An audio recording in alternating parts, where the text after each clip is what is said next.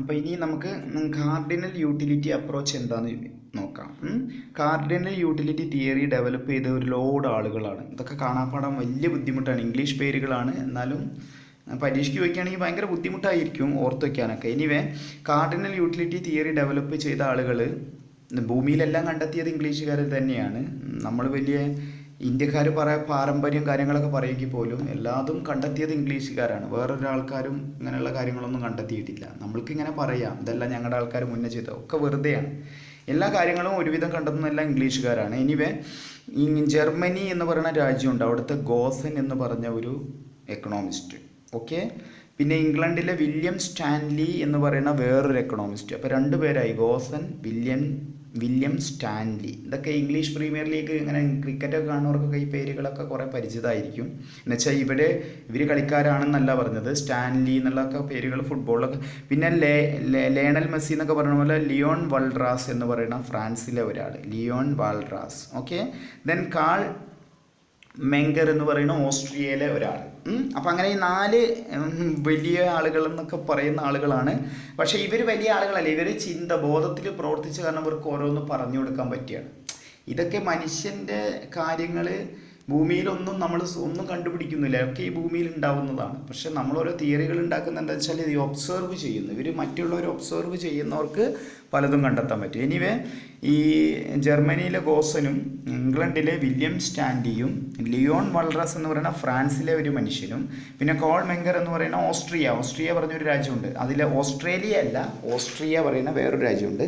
ഇത് ഈ 4 പേര് കൂടി ചേർന്നിട്ടാണ് കാർഡിനൽ യൂട്ടിലിറ്റി തിയറി ഉണ്ടാക്കിയത്. ഓക്കെ, പിന്നെ നമ്മുടെ ആൽഫ്രഡ് മാർഷൽ കുറച്ച് റിഫൈൻമെൻറ്റ് നടത്തി. റിഫൈൻമെൻറ്റ് എന്ന് പറഞ്ഞാൽ ശുദ്ധീകരണം നടത്തി ഇതിൽ കാർഡിനൽ യൂട്ടിലിറ്റി തിയറിയിൽ. ഓക്കെ, അപ്പോൾ എന്താ ഈ കാർഡിനൽ യൂട്ടിലിറ്റി തിയറി എന്ന് പറഞ്ഞാൽ, നമ്മൾ യൂസ് ചെയ്യുന്ന പ്രൊഡക്റ്റ്, നമ്മളൊരു പ്രൊഡക്റ്റ് യൂസ് ചെയ്യുകയാണെങ്കിൽ അതിൻ്റെ യൂട്ടിലിറ്റി നമ്മൾ ഹൈറ്റ്, വെയ്റ്റ്, ലെങ്ത്ത് എല്ലാം മെഷറബിൾ ആയുള്ള കാര്യങ്ങൾ പോലെ മെഷർ ചെയ്യാമെന്നാണ് കാർഡിനൽ യൂട്ടിലിറ്റി തിയറി പറയുന്നത്. കാര്യം സിമ്പിളാണ്, പക്ഷേ ഇവരിത് കണ്ടുപിടിച്ചില്ലെങ്കിൽ ഭൂമിയിൽ ഇതുവരെ വരൂല.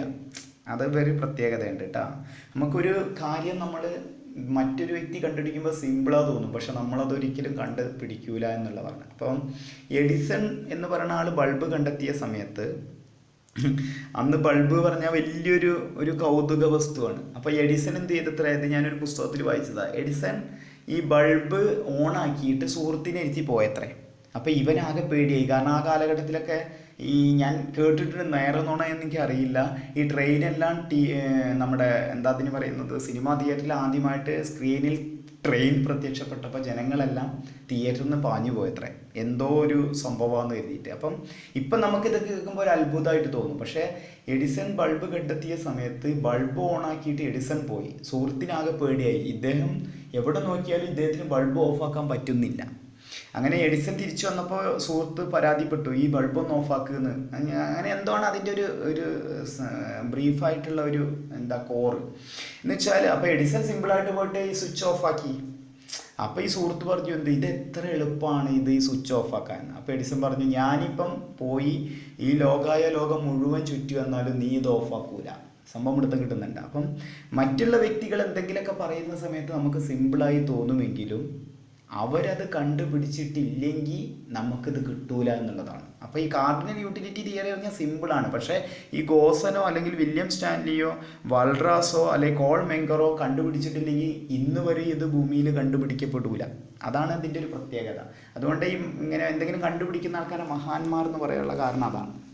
ഇപ്പം നമ്മുടെ ന്യൂട്ടൺ ഈ ആപ്പിൾ തലയ്ക്ക് വീണു.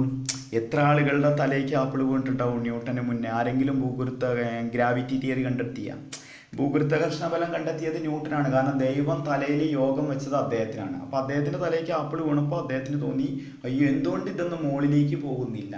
അദ്ദേഹം ചിന്തിച്ചു. അങ്ങനെ അദ്ദേഹം ഭൂഗുരുത്വാകർഷണ ബലം കണ്ടുപിടിച്ചു. ആര്? Isaac Newton. ഇനിയിപ്പോൾ നമ്മൾ ആരെങ്കിലും ചെന്നിട്ട് നമ്മുടെ തലയ്ക്ക് എന്തെങ്കിലും വീഴുക, നമ്മളതുപോലെ എന്തെങ്കിലും കണ്ടുപിടിക്കാനായിട്ട് ചെന്നിരുന്ന നമ്മുടെ തലയ്ക്ക് വല്ല ചക്കയോ വലിയ സംഭവം നമ്മൾ മരിക്കുക ചെയ്യുക. അപ്പം ഓരോരുത്തർക്കും ഓരോ യോഗ ഉണ്ട്. അതുപോലെ അതാണ് പറയുന്നത്, നമ്മൾ മറ്റുള്ളവരെ ഇമിറ്റേറ്റ് ചെയ്യുന്നതിലൂടെ നമ്മൾക്കൊന്നും കിട്ടൂല. അയാൾ എന്തെങ്കിലും ചെയ്തു വിചാരിച്ച് നമ്മളത് ചെയ്യാൻ പോയി കഴിഞ്ഞാൽ അത് അയാളുടെ യോഗമാണ്, അയാൾക്ക് ദൈവം വെച്ചതാണ് അതുപോലെ നമ്മൾ പരിശ്രമിച്ചിട്ട് കാര്യമില്ല. നമുക്ക് വേറൊരു പാതയുള്ളത് അതാണ്. അപ്പം ഈ നമ്മുടെ കാർഡിനൽ യൂട്ടിലിറ്റി അപ്രോച്ച് വളരെ സിമ്പിളായി തോന്നുമെങ്കിലും ഈ 4 മഹാന്മാരായ എക്കണോമിസ്റ്റുകൾ ഇത് പറഞ്ഞിട്ടില്ലെങ്കിൽ ഇന്ന് വരെ അതാരും പറയില്ല. അതാണ് ഈ നമ്മൾ കണ്ടുപിടിക്കുന്ന ആൾക്കാരെ മഹാന്മാരെന്ന് പറയാൻ കാരണം. അപ്പം ഇവർ പറഞ്ഞത് എന്താണെന്ന് വെച്ചാൽ the value of the product can be measured in just like height, weight, ഇതുപോലൊക്കെ നമുക്ക് മെഷർ ചെയ്യാൻ പറ്റുമെന്നാണ് ആര് പറഞ്ഞത്. അത്രയേ ഉള്ളൂ, വളരെ സിമ്പിളാണ്. കാർഡിനൽ യൂട്ടിലിറ്റി അപ്രോച്ച് എന്ന് പറഞ്ഞാൽ നമ്മൾ ഉപയോഗിക്കുന്ന വസ്തുവിൻ്റെ യൂട്ടിലിറ്റി മെഷറബിൾ ആണ് എന്ന് വെച്ചാൽ ഹൈറ്റ് ഇത്ര ഇഞ്ച്, വെയിറ്റ് ഇത്ര കിലോ എന്നൊക്കെ പറഞ്ഞ പോലെ നമുക്ക് മെഷർ ചെയ്യാമെന്നേ ഇവർ പറഞ്ഞിട്ടുള്ളൂ. മനസ്സിലായല്ലോ. ഇത്രയും സിമ്പിളായുള്ള ഒരു കാര്യം എന്താണെന്ന് പരീക്ഷയ്ക്ക് ചോദിച്ച കുട്ടികൾ എഴുതൂല്ല, അത് വേറെ കാര്യം. അപ്പോൾ അതാണ് കാർഡിനൽ യൂട്ടിലിറ്റി അപ്രോച്ച് എന്ന് പറഞ്ഞാൽ. ഇപ്പോൾ നിങ്ങൾ എഴുതാതിരിക്കരുത്, നിങ്ങളിതെല്ലാം കേട്ട് ശരിയായിട്ട്. Cardinal approach theory suggest that the utility of a product can be measured just like height and weights are measurable. അതൊക്കെ മെഷറബിൾ ആവുന്ന പോലെ ഇതും മെഷർ ചെയ്യാൻ പറ്റും. മനസ്സിലായല്ലോ. പിന്നെ അതിൽ തന്നെ ബൗൾഡിങ് എന്ന് പറയുന്ന വേറൊരു എക്കണോമിസ്റ്റ് ഇതിനെ യൂട്ടിൽസ് എന്ന് പറഞ്ഞു. യൂട്ടിൽസ്, അതായത് യൂട്ടിലിറ്റിനെ അദ്ദേഹം യൂട്ടിൽസ് എന്നാണ് പറഞ്ഞത്. അപ്പോൾ അത് പറഞ്ഞ ആളെ മറക്കരുത്. ബൗൾഡിങ് അത് പറഞ്ഞിട്ടില്ലെങ്കിൽ യൂട്ടിൽസ് എന്ന് പറഞ്ഞ വേർഡും വരൂല, അതും നമ്മൾ മനസ്സിലാക്കണം. ബൗൾഡിങ് പറയുന്നത് യൂട്ടിൽസ് എന്നാണ് പറയുക യൂട്ടിലിറ്റീനെ. ഓക്കെ, അപ്പോൾ എന്താ യൂട്ടിൽസ് എന്ന് പറഞ്ഞാൽ, അപ്പോൾ നമ്മളൊരു ആപ്പിൾ, വളരെ സിമ്പിളായിട്ട് പറയുമ്പോൾ ഒരു ആപ്പിൾ നമ്മൾ തിന്നുന്നതിലൂടെ നമുക്ക് കിട്ടുന്നത് 10 യൂട്ടിൽസ് ആണെങ്കിൽ ഒരു ഓറഞ്ച് നമ്മൾ കഴിക്കുന്നതിലൂടെ നമുക്ക് കിട്ടുന്നത് 5 യൂട്ടിൽസ് ആണ്. ഇത് ജസ്റ്റ് പറയുകയാണ്, ഇതൊക്കെ ഇപ്പോൾ ആര് പറഞ്ഞു എന്നല്ല, ബൗൾഡിങ് പറയുകയാണ്. അപ്പം ആപ്പിളിന് കുറച്ചുകൂടി പോഷകമൂല്യം കൂടുതലായ കാരണമാവും ഇത് 10 യൂട്ടിൽസ് എന്ന് പറയാൻ കാരണം. നിങ്ങളിനിയിപ്പം പരീക്ഷയ്ക്ക് ആപ്പിൾ തിന്നതിലൂടെ ഞങ്ങൾക്ക് 20 യൂട്ടിൽസും കിട്ടുന്നു, ഓറഞ്ച് തിന്നതിലൂടെ 10 യൂട്ടിൽസ് കിട്ടുന്നു പറഞ്ഞാലും അതിലും തെറ്റില്ല. ഓക്കെ, അപ്പോൾ ഈ ഓരോ സാധനത്തിൻ്റെ ക്വാളിറ്റി അനുസരിച്ച് യൂട്ടിൽസ് മാറും. ഓക്കെ, ഇതാണ് കാർഡിനൽ അപ്രോച്ച് തിയറി പറയുന്നത്. വളരെ സിമ്പിളാണ്. ഉണ്ടാക്കിയ ആൾക്കാരെ പേര് ഓർക്കണം. എന്താണ്? ഗോസൻ, വില്യം സ്റ്റാൻലി, മനസ്സിലായല്ലോ. അതുപോലെ കോൾ മെങ്കർ, വൾഡ്രാസ്, ഈ 4 പേര് ചേർന്നിട്ടാണ് ഇത് ഉണ്ടാക്കിയത്. പിന്നെ ബൗൾഡിങ് യൂട്ടിലിറ്റിനെ യൂട്ടിൽസ് എന്ന് പറഞ്ഞു. ആൽഫ്രഡ് മാർഷൽ ഈ തിയറിനെ ഒന്നുകൂടി റിഫൈൻ ചെയ്തു. ഓക്കെ, അപ്പോൾ ഇവർ പറഞ്ഞത് എന്താ, ഈ 4 പേര് പറഞ്ഞത് എന്താണെന്ന് വെച്ചാൽ the utility can be measured. ഇത്ര മാത്രമേ ഉള്ളൂ, യൂട്ടിലിറ്റി നമുക്ക് അളക്കാൻ പറ്റും.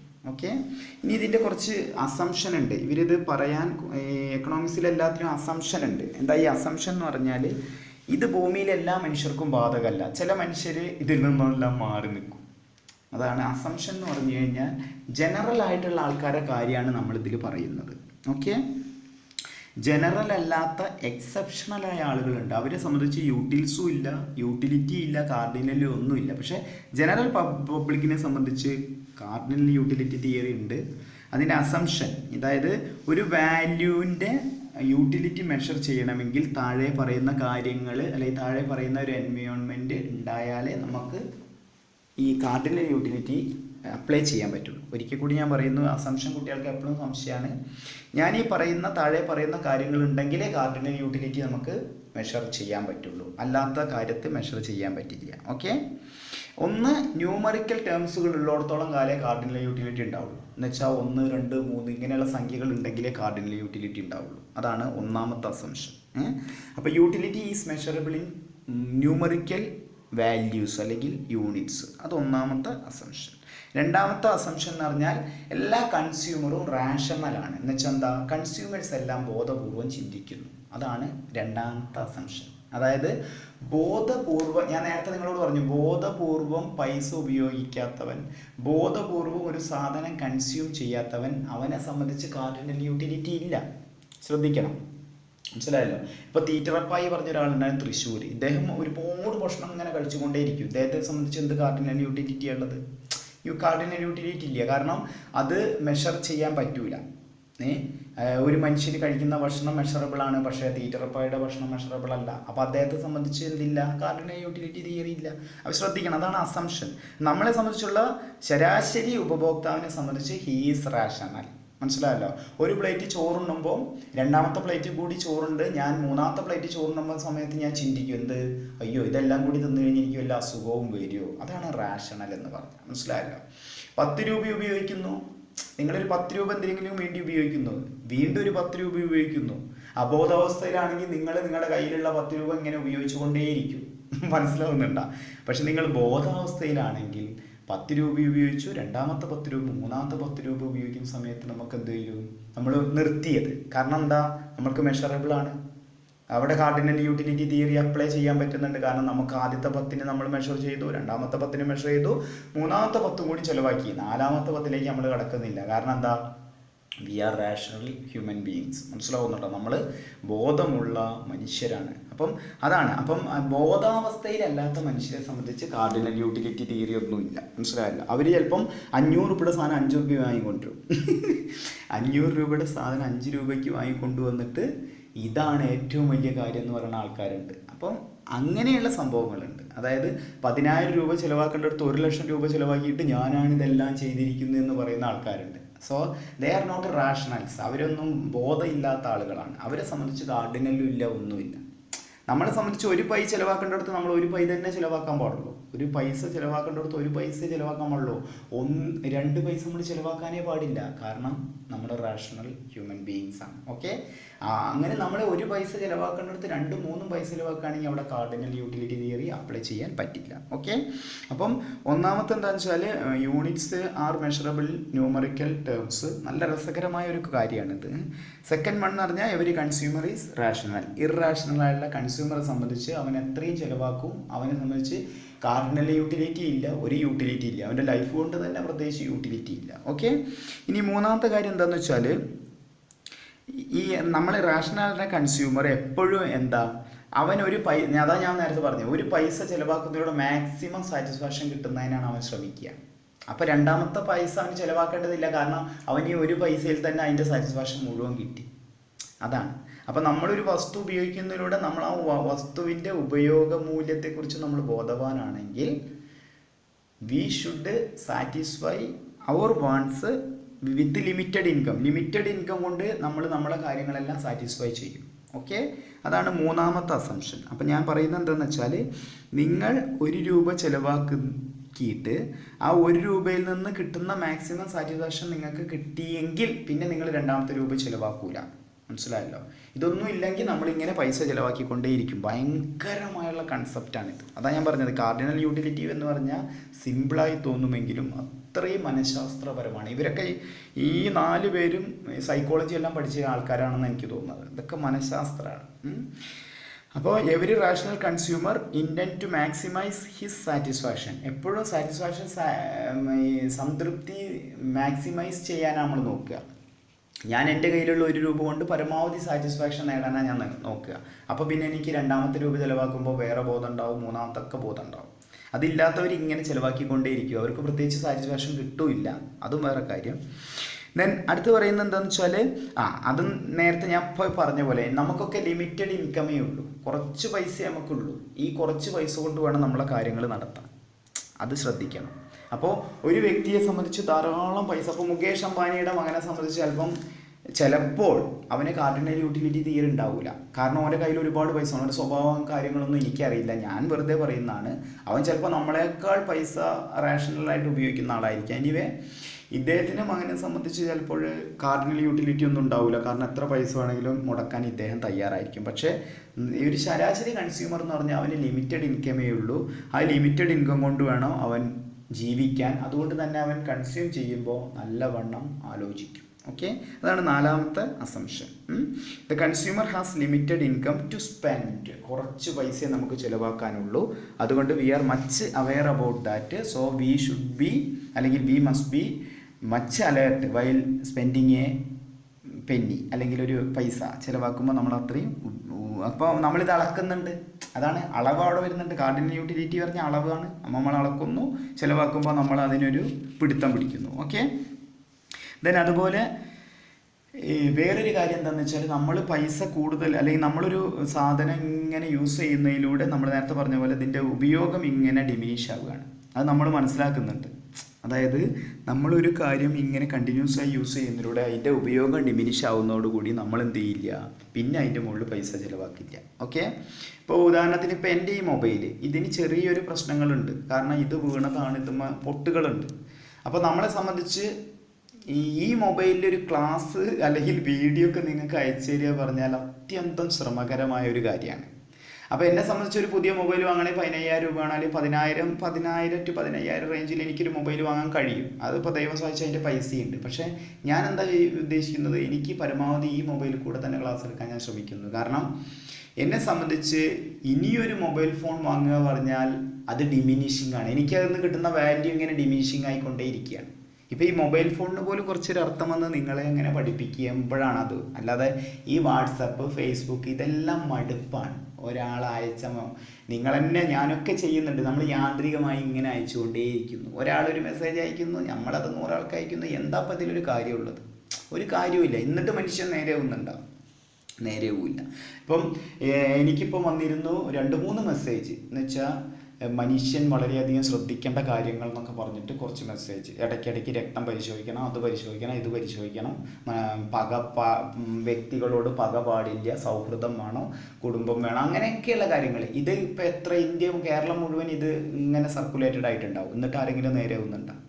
അപ്പോൾ ഇതൊക്കെ വെറുതെയാണ്. അപ്പോൾ എനിക്ക് ഈ മൊബൈൽ ഫോൺ എന്നുള്ള വസ്തുവിൽ നിന്നുള്ള വാല്യൂ എനിക്ക് ഡിമിനിഷ് ആവുന്നോ എന്ന് ഞാൻ മനസ്സിലാക്കുന്ന കാരണമാണ് ഞാൻ പുതിയൊരു മൊബൈൽ ഫോണിന് പൈസ ചിലവാക്കാത്തത്. ഓക്കെ, ഞാൻ ഈ പഴയതുകൊണ്ട് തന്നെ ഇതെങ്ങനെയെങ്കിലും തള്ളി ഒന്ന് നീക്കാനാണ് ഞാൻ ശ്രമിക്കുന്നത്. അല്ലാതെ 10,000 അല്ലെങ്കിൽ 15,000 രൂപ നമുക്ക് ചിലവാക്കാനില്ലാത്തതുകൊണ്ടല്ല. ഓക്കെ, അപ്പോൾ എനിക്ക് 10,000 അല്ലെങ്കിൽ 15,000 രൂപ ചിലവാക്കാൻ എനിക്ക് താല്പര്യമില്ല. ബിക്കോസ് ഈ സാധനം നശിക്കുമ്പോൾ ചിലപ്പോൾ എനിക്ക് തീരെ ഇത് ഉപയോഗിക്കാൻ പറ്റാത്തൊരു സന്ദർഭത്തിൽ ഞാൻ ചിലപ്പോൾ ചിലവാക്കി അയക്കാം. അപ്പോഴും നമ്മളിത് ഇഷ്ടപ്പെടാതെയാണ് അത് വാങ്ങുന്നത്. കാരണം എന്നെ സംബന്ധിച്ച് മൊബൈൽ ഫോൺ എന്നുള്ള വാല്യൂ ഡിമിനിഷിംഗ് ആണ്. ഇതിങ്ങനെ കുറഞ്ഞുകൊണ്ടേയിരിക്കുക. അപ്പം എനിക്കത് ഉപയോഗിക്കാൻ ഇഷ്ടപ്പെടില്ല. സോ ഞാനൊരു റാഷണൽ കൺസ്യൂമറാണ്. ഞാൻ ഒരു പൈസ ചിലവാക്കുമ്പോൾ ആലോചിക്കുന്നുണ്ട്. അതുകൊണ്ട് തന്നെ ഞാൻ ചിലവാക്കുന്ന പൈസയിൽ എനിക്കൊരളവുണ്ട്. കണ്ടില്ല, എന്തൊരു മനോഹരമായ തിയറിയാണ് കാർഡിനൽ യൂട്ടിലിറ്റി തിയറി. പറയുമ്പോൾ വളരെ എളുപ്പം, പക്ഷേ അത്യന്തം ശ്രമകരമായിട്ടുള്ള ഒരു ദൗത്യമാണ് ഈ 4 പേര് ഇവിടെ ചെയ്തിരിക്കുന്നത്. അതാണ് ഞാൻ പറഞ്ഞത്, ഇവർ ഭയങ്കര സൈക്കോളജിസ്റ്റാണ്. ഇവർ മനുഷ്യനെ നിരീക്ഷിക്കുന്നു, അവൻ്റെ സ്വഭാവ സവിശേഷതയെല്ലാം നിരീക്ഷിച്ചിട്ടാണ് ഇതുണ്ടാക്കിയിരിക്കുന്നത്. സോ കൺസ്യൂമറിന് സാധനത്തിൻ്റെ വാല്യൂ ഡിമിനിഷിങ് ആവുമ്പോൾ അവൻ മനസ്സിലാക്കുമ്പോഴാണ് കാർഡിനൽ യൂട്ടിലിറ്റി തിയറിക്ക് പ്രാധാന്യമുള്ളൂ. ശ്രദ്ധിക്കണം, ഒരു വസ്തുവിൽ നിന്നുള്ള വാല്യൂ ഡിമിനിഷിങ് ആവുന്നെന്ന് നമ്മൾ മനസ്സിലാക്കുമ്പോൾ കാർഡിനൽ യൂട്ടിലിറ്റി തിയറിക്ക് എന്തുണ്ട്? ഒരു പ്രാധാന്യമുണ്ട്. അപ്പോൾ നമ്മൾ എന്ത് ചെയ്യില്ല? പൈസ ചിലവാക്കില്ല. ഇനി ആ വാല്യൂ ഡിമിനിഷിങ് അല്ലെങ്കിൽ നമ്മൾ ചിലവാക്കിക്കൊണ്ടേയിരിക്കും. മനസ്സിലാവും? അപ്പോൾ മോഹൻലാൽ എന്നുള്ള സിനിമ നടൻ്റെ സിനിമ കാണാൻ വേണ്ടി നമ്മൾ 10, 200, 300 ചിലവാക്കുമ്പോൾ നമുക്കൊരു പ്രശ്നമല്ല അത്. കാരണം എന്താ? വാല്യൂ ഡിമിനിഷിങ് അല്ല, അതാണ്. സച്ചിൻ്റെ ഒരു കളി നമ്മൾ ഇനിയിപ്പം യൂട്യൂബ് ചാനലിൽ നമ്മൾ സച്ചിൻ്റെ ഒരു കളി എടുത്ത് കാണുകയാണെങ്കിൽ ഈവൻ അതിന് പൈസ കൊടുത്ത് കാണേണ്ട കളിയാണെങ്കിലും നമ്മളിടുന്ന് കാണും. മനസ്സിലാവുന്നുണ്ടല്ലോ? കാരണം വാല്യൂ ഡിമിനിഷിങ് അല്ല, അതാണ്. അതുപോലെ നമുക്ക് വേറൊരാളാവണമെന്നില്ല, അതാണ് ഡിമിനിഷിങ്. നമുക്ക് വാല്യൂ ഡിമിനിഷിങ് അല്ലെങ്കിൽ നമ്മൾ അതിന് എന്ത് പൈസ വേണമെങ്കിൽ ചിലവാക്കും. പക്ഷേ വാല്യൂ ഡിമിനിഷിങ് ആകുമ്പോൾ നമ്മൾ പൈസ തീരെ ചിലവാക്കില്ല. ഓക്കെ, അതുപോലെ ഈ marginal utility of money remains constant എന്ന് വെച്ചാൽ എന്താ? പണത്തിൻ്റെ മാർജിനൽ യൂട്ടിലിറ്റി കോൺസ്റ്റൻ്റ് ആണ്. അത് വളരെ ഭയങ്കരമായിട്ടുള്ളൊരു കൺസെപ്റ്റാണ് അത്. കാരണം നിങ്ങൾക്ക് 1 രൂപ നിങ്ങളുടെ പോക്കറ്റിൽ ഇടുമ്പോൾ കിട്ടുന്ന സന്തോഷം ഭയങ്കര വലുതാണ്. പക്ഷേ 1 കോടി രൂപ പോക്കറ്റിൽ ഇടുമ്പോൾ അത്ര സന്തോഷം കിട്ടില്ല. കാരണം പണത്തിൻ്റെ മാർജിനൽ യൂട്ടിലിറ്റി എപ്പോഴും ഒരുപോലെയാണ്, കുറയുക ചെയ്യുക. അതാണ് ഈ പൈസ ഉള്ള ആളുകൾ ഒക്കെ കൂടുതൽ അസംതൃപ്തരായി കാണപ്പെടുന്നത് ഇതുകൊണ്ടാണെന്ന് എനിക്ക് തോന്നാറുണ്ട്. കാരണം അവരെ സംബന്ധിച്ച് പണം എന്നുള്ള വസ്തുവിൻ്റെ സന്തോഷം കഴിഞ്ഞുപോയി.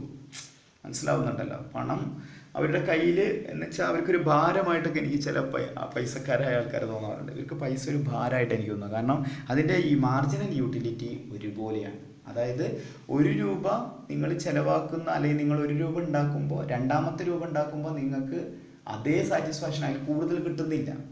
അതാണ്. അപ്പം marginal utility of money remains constant. അല്ലെങ്കിൽ പണത്തിൻ്റെ മാർജിനൽ യൂട്ടിലിറ്റി കൂടുകയാണെങ്കിൽ കാർഡിനൽ യൂട്ടിലിറ്റി ഇല്ല. ശരിക്കും ശ്രദ്ധിക്കണം. പണത്തിൻ്റെ മാർജിനൽ യൂട്ടിലിറ്റി, അതായത് 1 രൂപ ഉണ്ടാക്കുക, 2 രൂപ ഉണ്ടാക്കുന്നു, 3 രൂപ ഉണ്ടാക്കുന്നു, അപ്പോഴൊക്കെ നമുക്ക് കിട്ടുന്ന സാറ്റിസ്ഫാക്ഷൻ ഒരുപോലെ ആയ കാരണമാണ് കാർഡിനൽ യൂട്ടിലിറ്റി അവിടെ ഉള്ളത്.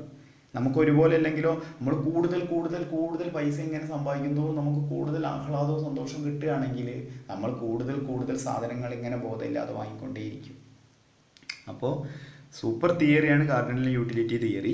ദെൻ അടുത്ത് പറയുന്നത് എന്താ, യൂട്ടിലിറ്റീസ് ആർ ഇൻഡിപെൻഡൻ്റ് ആണ്. എന്ന് വെച്ചാൽ എന്താ, ഈ ഗുഡ്സുകൾ സബ്സ്റ്റിറ്റ്യൂട്ട് ആവാനും പാടില്ല, കോംപ്ലിമെൻ്റ് ആവണമെന്നില്ല. എല്ലാ കാര്യങ്ങളും പഴുതടച്ചിട്ടുള്ള ഒരു നിരീക്ഷണമാണ് ഇവർ നടത്തിയെടുക്കുന്നത്. എന്ന് വെച്ചാൽ ഗുഡ്സുകൾ സബ്സ്റ്റിറ്റ്യൂട്ട് ആവാനും പാടില്ല, കോംപ്ലിമെൻ്ററി ആവാനും പാടില്ല. ഞാൻ ചായ കുടിച്ചുകൊണ്ടേ ഇരിക്കുന്നു, അപ്പോൾ എനിക്ക് എന്നെ സംബന്ധിച്ച് കാപ്പി എന്ന് പറയുന്ന സാധനം അവിടെ ഉണ്ടെങ്കിൽ എന്താ, എനിക്ക് കുറച്ച് കഴിയുമ്പോൾ കാപ്പിയിലേക്ക് മാറാൻ പറ്റും. മനസ്സിലാവുന്നുണ്ടല്ലോ. അപ്പോൾ പിന്നെ കാർഡിനൽ യൂട്ടിലിറ്റിയെക്കുറിച്ച് ഞാൻ ബോധേഡ് അല്ല. ഞാൻ ചായ മാത്രം കുടിച്ചുകൊണ്ടിരിക്കുകയാണെങ്കിൽ ഞാൻ കാർഡിനൽ യൂട്ടിലിറ്റിയെക്കുറിച്ച് ബോധേഡാണ്. പക്ഷേ സബ്സ്റ്റിറ്റ്യൂട്ട് പ്രൊഡക്റ്റുകൾ ഉണ്ടെങ്കിൽ ഞാൻ കാർഡിനൽ യൂട്ടിലിറ്റിയെക്കുറിച്ച് ബോധവാനല്ല. എന്നുവെച്ചാൽ ശ്രദ്ധിക്കുക, ശരിക്കും ശ്രദ്ധിക്കുക. നിങ്ങളൊരു ചായ കുടിച്ചു, നിങ്ങൾ സാറ്റിസ്ഫൈഡ് ആയി, ഉടനെ നിങ്ങൾക്കൊരു കാപ്പി കൂടി കുടിക്കണം എന്ന് തോന്നുകയാണ്. നിങ്ങൾ കാപ്പി കുടിക്കുന്നു, പൈസ നിങ്ങളുടെ ചിലവാവുകയാണ്. കാരണം എന്താ, സബ്സ്റ്റിറ്റ്യൂട്ട് അവിടെ ഉണ്ട്. അപ്പം നിങ്ങൾ വീണ്ടും അത് ഉപയോഗിക്കുന്നു. അപ്പം നമ്മൾ കാർഡിനൽ യൂട്ടിലിറ്റിയെക്കുറിച്ച് ബോധവാനല്ല. കണ്ടില്ലേ, എന്താ ഒരു അടിപൊളി തിയറി. നിങ്ങളൊരു ചായ കുടിച്ചു, നിങ്ങളെ യൂട്ടിലിറ്റി സാറ്റിസ്ഫൈഡ് ആയി, പക്ഷേ കാപ്പി അപ്പുറത്ത് ലഭ്യമാണ്, ഉടനെ നിങ്ങൾ കാപ്പിയും പോയി കുടിച്ചു. അപ്പം നിങ്ങൾ കാർഡിനൽ യൂട്ടിലിറ്റിയെക്കുറിച്ച് തീരെ ബോധവാനല്ല. അതാണ്. പിന്നെ കോംപ്ലിമെൻ്ററി ഗുഡ്സ് പറഞ്ഞു കഴിഞ്ഞാൽ എന്താണെന്ന് വെച്ചാൽ, ഈ നമ്മൾ ഇപ്പം ഇതാ എൻ്റെ മുമ്പിൽ പെട്ടെന്ന് കാണുന്നത്, ഞാനിപ്പം ഈ ബൾബ് കത്തിക്കൊണ്ടിരിക്കുകയാണ്. ഇലക്ട്രിസിറ്റിയും ബൾബും കോംപ്ലിമെൻ്ററി ഗുഡ്സാണ്. ബ്രെഡ്, പിന്നെ ബ്രെഡിൻ്റെ കൂടെ കിട്ടുന്ന എന്താ സോസ, ബ്രെഡിൻ്റെ ബ്രെഡ് ജാമൊക്കെ കോംപ്ലിമെൻ്ററി ഗുഡ്സാണ്. അപ്പോൾ ഇത്തരം കാര്യങ്ങളിലൊന്നും എന്തല്ല ആപ്ലിക്കബിൾ അല്ല. മനസ്സിലായല്ലോ. കമ്മോഡിറ്റികൾ ഇൻഡിപെൻഡൻ്റ് ആയിരിക്കണം. എന്നുവെച്ചാൽ കമ്മോഡിറ്റി, നമ്മളൊരു കമ്മോഡിറ്റി ഉപയോഗിക്കുന്ന വേറൊരു കമ്മോഡിറ്റി ഉപയോഗിക്കണം, അതിന് ഘടകവിരുദ്ധമായിട്ട്.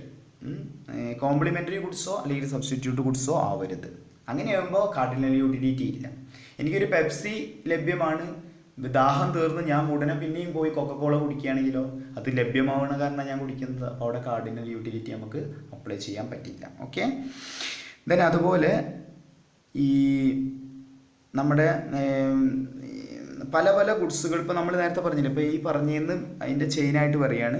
പല ഗുഡ്സുകൾ കൺസ്യൂം ചെയ്യുന്നതിലൂടെ നമുക്ക് കിട്ടുന്ന യൂട്ടിലിറ്റി ടോട്ടൽ യൂട്ടിലിറ്റി ആയിട്ട് നമുക്ക് തോന്നിയിട്ടില്ലെങ്കിൽ വല്ലാത്തൊരിതാണിത്. കാർഡിനൽ യൂട്ടിലിറ്റി അപ്രോച്ച് തിയറി പറ്റില്ല. അതാണ് നേരത്തെ പറഞ്ഞത്. തീറ്ററപ്പായി ഇങ്ങനെ തിന്നുകൊണ്ടേയിരിക്കുന്നു. അയാൾ മരിച്ചുപോയി, പാവം മരിച്ചുപോയി. അത് അദ്ദേഹത്തിന് എന്തോ ഒരു ശരീരത്തിൻ്റെ എന്തോ ഒരു പ്രശ്നമായിരുന്നു. ഇദ്ദേഹം ഇങ്ങനെ ഭക്ഷണം കഴിച്ചുകൊണ്ടേയിരിക്കുകയാണ്. ഈ കഴിക്കുന്ന ഭക്ഷണം എല്ലാം ടോട്ടൽ യൂട്ടിലിറ്റി ആയിട്ട് മൂപ്പർക്ക് തോന്നണില്ല. മൂപ്പരാൾ എന്ത് തിന്നാലും ഈ തിന്നുന്ന എല്ലാ കാര്യങ്ങളും മൊത്തത്തിൽ വിശകലനം ചെയ്യാനുള്ളൊരു കഴിവ് മൂപ്പരാൾക്ക് വരുന്നില്ല. മനസ്സിലായല്ലോ. അങ്ങനെ ഒരു വിശകലനാവസ്ഥ നിങ്ങൾക്ക് ഇല്ലെങ്കിൽ നിങ്ങൾ കാർഡിനൽ യൂട്ടിലിറ്റി നിങ്ങൾ അപ്ലൈ ചെയ്യില്ല. കാരണം നിങ്ങളെല്ലാം ഉപയോഗിച്ചു കൊണ്ടേയിരിക്കും. ഓക്കെ. അപ്പം ഞാൻ പറയുന്നത് വെച്ചാൽ, ഞാനൊരു ചായ കുടിച്ചു, ഞാൻ ബോധവാനാണ്. ഞാനൊരു കാപ്പി കുടിക്കുന്നു, ബോധവാനാണ്. പെപ്സി, കൊക്കക്കോള, ഈ 4 കാര്യങ്ങൾ ഞാൻ കുടിച്ചു. അപ്പോൾ ഞാൻ ടോട്ടൽ യൂട്ടിലിറ്റിയെക്കുറിച്ച് ഞാൻ ബോധവാനാണ്. പക്ഷേ ഞാൻ ബോധവാനല്ലെങ്കിൽ പിന്നെ കാർഡിനൽ യൂട്ടിലിറ്റി തിയറി ഇല്ല. ഓക്കെ. അപ്പോൾ ശരിക്കും ശ്രദ്ധിക്കാൻ, പരീക്ഷ ചോദിക്കും what are the assumptions of cardinal utility theory. ഇതുകൂടി പറഞ്ഞ് ചിലപ്പം എന്തൊരു ദീർഘമായ സംഭാഷണമായി എന്ന് തോന്നുന്നത്. എനിവേ, കാർഡിനൽ യൂട്ടിലിറ്റിയുടെ അസംഷൻ ചോദിച്ചു കഴിഞ്ഞാൽ നിങ്ങൾ ഒന്ന് എഴുതേണ്ടത് utility is measurable in numerical terms. മനസ്സിലായല്ലോ. Second one, every consumer is rational. മനസ്സിലായല്ലോ. ഇറാഷണലായ കൺസ്യൂമറെ സംബന്ധിച്ച് കാർഡിനൽ യൂട്ടിലിറ്റി തിയറി ഇല്ല. ഓനെ സംബന്ധിച്ച് യൂട്ടിലിറ്റി തിയറിയേ ഇല്ല. ഓന് ആർക്കും ഒരു ഉപയോഗമില്ലാത്തൊരു പാഴ് ജന്മമായിട്ട് പോകും. മനസ്സിലായല്ലോ. ദെൻ അടുത്തത് എന്താണെന്ന് വെച്ചാൽ, every consumer intends maximise his satisfaction. നമ്മളുടെ ഒരു പൈസ നമ്മൾ ചിലവാക്കുന്നതിലൂടെയും നമുക്ക് ആ മാക്സിമം സാറ്റിസ്ഫാക്ഷൻ കിട്ടുന്നതാണ് നമ്മൾ ആഗ്രഹിക്കുന്നത്. അതുകൊണ്ട് നമ്മൾ ചിലവാക്കുമ്പോൾ സൂക്ഷിക്കും. ഓക്കെ. അല്ലെങ്കിൽ അങ്ങനെ ഇല്ലാത്ത ആളുകൾ ഇങ്ങനെ പൈസ ചിലവാക്കിക്കൊണ്ടേയിരിക്കും. അവരെ സംബന്ധിച്ച് അളവുമില്ല, ഒരു കണക്കും ഒന്നുമില്ല. പണ്ടത്തെ ആളുകൾ പറയാറുണ്ട്, ഈ കടലിൽ എറിയുമ്പോഴും അളന്നെറിയണമെന്ന്. അങ്ങനെയൊക്കെ പറയാറുണ്ട്. ഇപ്പം എന്ത്. പിന്നെ അതുപോലെ നമുക്ക് ലിമിറ്റഡ് ഇൻകമേ ഉള്ളൂ. So we are much aware about that. നമ്മൾ അത്രയും ലിമിറ്റഡ് ഇൻകത്തിൽ നമ്മൾ ഈ സാധനം വാങ്ങുന്നതിനെ കുറിച്ച് നമുക്ക് ബോധമുണ്ട്. അങ്ങനെ ബോധമില്ലാത്ത ആൾക്കാരാണ് കൂടുതലായിട്ട് ചിലവാക്കി അവസാനം തൂങ്ങിച്ചാവുകയൊക്കെ ചെയ്യുക. എത്ര ആൾക്കാർ ഇപ്പോൾ ഇന്നലെ മിനിയാന്ന് പേപ്പറിൽ വായിക്കുന്നു, കടബാധ്യത തൂങ്ങിച്ചത്തു. എങ്ങനെയാണ് കടബാധ്യത വരുന്നത്? നമുക്ക് പറ്റാത്ത കാര്യങ്ങൾ നമ്മൾ ചെയ്യുമ്പോഴാണ് കടബാധ്യത വരിക. നമുക്ക് പറ്റുന്ന കാര്യങ്ങൾ, ഒരു മനുഷ്യൻ എപ്പോഴും അവന് പറ്റുന്ന കാര്യങ്ങൾ ചെയ്യാൻ പാടുള്ളൂ. ഭൂമിയിലുള്ള എല്ലാ കാര്യവും എല്ലാവരെയും കൊണ്ട് ചെയ്യാൻ പറ്റില്ല. ഇപ്പോൾ അമേരിക്കൻ പ്രസിഡന്റ് ആവാൻ ജോ ബൈഡൻ ഉണ്ട്. പിന്നെ നമ്മളിപ്പോൾ വായു പൊളിച്ച് അതിന് പോയിട്ട് വല്ല കാര്യമുണ്ടാ? മനസ്സിലാവുന്നുണ്ടാ? അപ്പോൾ അങ്ങനെ എനിക്ക് ചെയ്യാൻ പറ്റുന്ന കാര്യങ്ങളുണ്ട്, അത് ഞാൻ ചെയ്യുക. നിങ്ങൾക്ക് ചെയ്യാൻ പറ്റുന്ന കാര്യങ്ങൾ നിങ്ങൾ ചെയ്യുക. ചെയ്യണതിന് മുന്നേ ആലോചിക്കുക, എനിക്കിത് ചെയ്യാൻ പറ്റുമോ, എങ്കിൽ മാത്രം ചെയ്യുക. അല്ലെങ്കിൽ എവിടെയെങ്കിലും ഇങ്ങനെ മരത്തിൻ്റെ മുകളിലൊക്കെ കെട്ടി തൂങ്ങേണ്ട അവസ്ഥ വരും. ഓക്കെ. അപ്പം നമുക്ക് ലിമിറ്റഡ് ഇൻകം ഉള്ളെങ്കിൽ നമ്മൾ ആ ലിമിറ്റഡ് ഇൻകത്തിനനുസരിച്ച് ചിലവാക്കുള്ളൂ. കാരണം നമുക്ക് റാഷണലാണ്, വി ആർ റാഷണൽ പീപ്പിൾ. ആ റാഷണൽ അല്ലെങ്കിൽ നമ്മൾ എന്ത് ചെയ്യും? റേഷണൽ എന്ന പദം തന്നെ റേഷൻ കണ്ടില്ല, റേഷൻ ഷോപ്പ് അറിയില്ല, അതുപോലെ റാഷണൽ തരം തിരിച്ച് അല്ലെങ്കിൽ കാര്യങ്ങൾ വിശകലനം ചെയ്ത് ചിന്തിക്കുന്നവനാണ് റാഷണൽ. അല്ലെങ്കിൽ അവൻ സൂയിസൈഡ് പിന്നെ അവന് മാർഗമുള്ളൂ. ഓക്കെ, അതുപോലെ നമ്മൾ പറയുന്നത് എന്താണെന്ന് വെച്ചാൽ നമ്മൾ ഉപയോഗിക്കുന്ന പ്രൊഡക്റ്റിൻ്റെ യൂസ് ഡിമിനിഷിങ് ആണ്. അതെല്ലാവർക്കും അങ്ങനെയാണ്, ബോധമുള്ളവർക്കൊക്കെ യൂസ് ഡിമിനിഷിങ് ആണ്. എന്ത് പ്രൊഡക്റ്റ്, ഇനി പഞ്ചാമൃതമായാലും നമ്മളിത് കഴിക്കുന്തോറും നമുക്കതിൻ്റെ, ഞാൻ എപ്പോഴും എന്ത് പ്രൊഡക്റ്റ് ഉപയോഗിക്കും തോറും ഞാൻ റാഷണൽ ആയ കാരണം എനിക്ക് ഡിമിനിഷിങ് ആയി തോന്നാറുണ്ട്. ഇപ്പം എനിക്ക് ഭക്ഷണ സാധനങ്ങളോട് പോലും ഒരു ഡിമിനിഷിങ് മെൻറ്റാലിറ്റി വരുന്നുണ്ട്. എന്താ ഈ കഴിച്ച എന്നല്ലേ കഴിക്കുന്നത്, മനസ്സിലാവുന്നുണ്ടോ? പക്ഷേ ഈ ഒരു പ്രൊഡക്റ്റ് ഇങ്ങനെ ഉപയോഗിച്ച് ഒരു തരത്തിൽ ഡിമിനിഷിങ് ഇല്ലാത്ത ആളുകളെ ഞാൻ അത്ഭുതപ്പെട്ടു പോയിട്ടുണ്ട്. എങ്ങനെ എന്താ ഇവരുടെ മനുഷ്യൻ്റെ ഒരു അവസ്ഥകൾ, മനസ്സിലായല്ലോ. പിന്നെ അവർക്കത് ഡിമിനിഷിങ് എപ്പോഴാവുക വെച്ചാൽ അവർക്ക് എന്തെങ്കിലും അസുഖം വരണം, അപ്പോഴേ ഒരു ഡിമിനിഷിങ്ങിലേക്ക് പോകുള്ളൂ. ഇപ്പോൾ ഉദാഹരണത്തിന് പുകവലിക്കുന്ന ഒരാൾ പുകവലിച്ചുകൊണ്ടേയിരിക്കുന്നു, മനസ്സിലാവല്ലോ. ഞാനും മുന്നേ ഇടയ്ക്കൊക്കെ പുകവലിച്ചിരുന്നു. പിന്നെ ഞാൻ അങ്ങനെ ചിന്തിക്കാൻ തുടങ്ങി, എന്താ ഇപ്പോൾ ഇതിൻ്റെ കാര്യം? ഇതുകൊണ്ട് പ്രത്യേകിച്ച് ഗുണമൊന്നുമില്ല, ശരീരം ചൂടാവുന്നു, മനസ്സ് ചൂടാവുന്നു. അതോടെ ഞാനത് നിർത്തി. കാരണം എനിക്ക് ഡിമിനിഷിങ്ങിലേക്ക് പോയി. ആരും പറഞ്ഞിട്ടല്ല, ഞാൻ സ്വയം ആലോചിച്ച് ഞാനത് നിർത്തി. പക്ഷേ എന്നും പുകവലിക്കുന്ന ആൾക്കാരുണ്ട്, അവർക്കത് മാറ്റാനേ കഴിയുന്നില്ല. പിന്നെ അവരെപ്പോഴാണ് മാറ്റുക? എപ്പോഴെങ്കിലും അവർക്കൊരു അസുഖം വരും, അപ്പോൾ മാറ്റും. പിന്നെ അധിക കാലമൊന്നും മാറ്റാൻ ഉണ്ടാവില്ല, പിന്നെ ഹോസ്പിറ്റലായി, ചാവലായി. ഓക്കെ, അപ്പോൾ അതാണ് നമ്മൾ എന്തൊരു പ്രൊഡക്റ്റ് ഉപയോഗിക്കുമ്പോൾ അതിൻ്റെ ഡിമിനിഷിങ് വാല്യൂവിനെ കുറിച്ച് നമ്മൾ ബോധവാനാണ്. ഉടനെ ആ പ്രൊഡക്റ്റിനോട് നമുക്കൊരു വിരക്തി തോന്നും. ഓക്കെ, അങ്ങനെയുള്ള ആളുകളിൽ കാർഡിനൽ യൂട്ടിലിറ്റി തിയറി അപ്ലൈ ചെയ്യാം, അല്ലാത്തവരിൽ പറ്റില്ല. ഓക്കെ, അവനതിങ്ങനെ ഉപയോഗിച്ചു കൊണ്ടേയിരിക്കും. അതുപോലെ പണത്തിൻ്റെ മാർജിനൽ യൂട്ടിലിറ്റി കോൺസ്റ്റൻ്റ് ആണ്, മനസ്സിലാവുന്നുണ്ട്. അല്ലെങ്കിൽ പൈസ നമ്മളിങ്ങനെ ഉണ്ടാക്കിക്കൊണ്ടേയിരുന്നിരുന്നിരുന്നിരുന്ന് നമ്മൾ പ്രൊഡക്റ്റ് ഇങ്ങനെ ഉപയോഗിച്ചു കൊണ്ടേയിരിക്കും. നമ്മൾ പൈസ ഉണ്ടാക്കുന്നതിനെ കുറിച്ചും ബോധവാനല്ല, പ്രോഡക്റ്റ് ഉപയോഗിക്കുന്നതിനെ കുറിച്ചും ബോധവാനല്ല. അങ്ങനെ ഒരു അവസരത്തിൽ നമുക്ക് കാർഡിനൽ യൂട്ടിലിറ്റി തിയറി അപ്ലൈ ചെയ്യാൻ പറ്റില്ല. അപ്പോൾ പണത്തിൻ്റെ മാർജിനൽ യൂട്ടിലിറ്റി എപ്പോഴും കോൺസ്റ്റൻ്റ് ആണ്. ജീവിതത്തിലും അത് ആലോചിച്ചോളൂ കേട്ടോ. പണം ഇങ്ങനെ അക്യുമുലേറ്റ് ചെയ്തിട്ട് പ്രത്യേകിച്ച് കാര്യമൊന്നുമില്ല. ഓക്കെ, അപ്പോൾ അതിൻ്റെ മാർജിനൽ യൂട്ടിലിറ്റി കോൺസ്റ്റൻ്റ് ആണ്. അതുപോലെ സബ്സ്റ്റിറ്റ്യൂട്ട് ഗുഡ്സ് ആയാലും കോംപ്ലിമെൻ്ററി ഗുഡ്സ് ആയാലും ഇത് ഉപയോഗിക്കാനേ പറ്റില്ല, ഈ യൂട്ടിലിറ്റി. അപ്പോൾ അതുപോലെ ടോട്ടൽ യൂട്ടിലിറ്റിയെ കുറിച്ച് നിങ്ങൾ ബോധവാനാണോ? നിങ്ങൾ എത്ര വേരിയസ് പ്രൊഡക്റ്റ് നിങ്ങൾ ഉപയോഗിച്ചാലും ടോട്ടൽ യൂട്ടിലിറ്റിയെ കുറിച്ച് നിങ്ങൾ ബോധവാനാണെങ്കിൽ കാർഡിനൽ യൂട്ടിലിറ്റി അപ്ലൈ ചെയ്യാൻ പറ്റും, അല്ലെങ്കിൽ പറ്റില്ല. മനസ്സിലാവല്ലോ. ഞാൻ ഒരു ചായ കുടിക്കുന്നു, പെപ്സി കുടിക്കുന്നു, കൊക്കക്കോള കുടിക്കുന്നു, മറ്റത് ഭൂമിയിലുള്ള എല്ലാ സോഫ്റ്റ് ഡ്രിങ്ക്സും ഞാനിങ്ങനെ കുടിച്ചുകൊണ്ടേയിരിക്കുകയാണ്. ഞാൻ അതിൻ്റെ ടോട്ടൽ യൂട്ടിലിറ്റിയെ കുറിച്ച് തീരെ ബോധവാനല്ല. എനിക്കങ്ങനെ എന്നിൽ ഒരിക്കലും നിങ്ങൾക്ക് എന്ത് ചെയ്യാൻ പറ്റില്ല, കാർഡിനൽ യൂട്ടിലിറ്റി തിയറി അപ്ലൈ ചെയ്യാൻ പറ്റില്ല. പക്ഷേ ഇപ്പം നിങ്ങളുടെ കാര്യം എടുക്കുക, നിങ്ങളൊരു പെപ്സി കുടിക്കുന്നു, അല്ലെങ്കിൽ ഒരു സർവത്ത് വെള്ളം കുടിക്കുന്നു, മോരും വെള്ളം കുടിക്കുന്നു, ഈ സാധനങ്ങളെല്ലാം കുടിക്കുന്ന സമയത്ത് നിങ്ങൾ ബോധവാനാണോ എങ്കിൽ നിങ്ങളിൽ കാർഡിനൽ യൂട്ടിലിറ്റി തിയറി ഉണ്ട്, അല്ലെങ്കിൽ അത് അപ്ലൈ ചെയ്യാൻ പറ്റില്ല. അപ്പോൾ സൂപ്പർ ഒരു നിഗമനം, പഴുതടച്ചുള്ള ഒരു നിഗമനം ആര് നടത്തി? നമ്മുടെ ഗോസൻ കണ്ടില്ല. 3-4 പേര് യോജിച്ചതിൽ കാര്യമുണ്ടായി. വില്യം സ്റ്റാൻലി, കാൾ മെങ്കർ, അതുപോലെ ലിയോൺ വൾറാസും കൂടി നടത്തി. ഇന്നും പഠിക്കുന്ന കുട്ടികൾ, നിങ്ങളും പഠിച്ചുകൊണ്ടിരിക്കുന്നു. എക്കണോമിക്സിൽ പുതിയ കാര്യങ്ങൾ ഉണ്ടാക്കുന്ന ആൾക്കാരെല്ലാം ഇതിലെ കാര്യങ്ങൾ ഇപ്പോഴും ചർച്ചയാണ്. അതാണ് ഞാൻ പറഞ്ഞത്. അതുകൊണ്ടാണ് ഇവരെല്ലാം നമ്മൾ മഹാന്മാരെന്ന് വിളിക്കുന്നത്. എന്തായാലും ഇതോടെ ഇന്നത്തെ വീഡിയോ ഇവിടെ കഴിയുകയാണ് കേട്ടോ. ഓക്കെ, പിന്നെ കാണാം.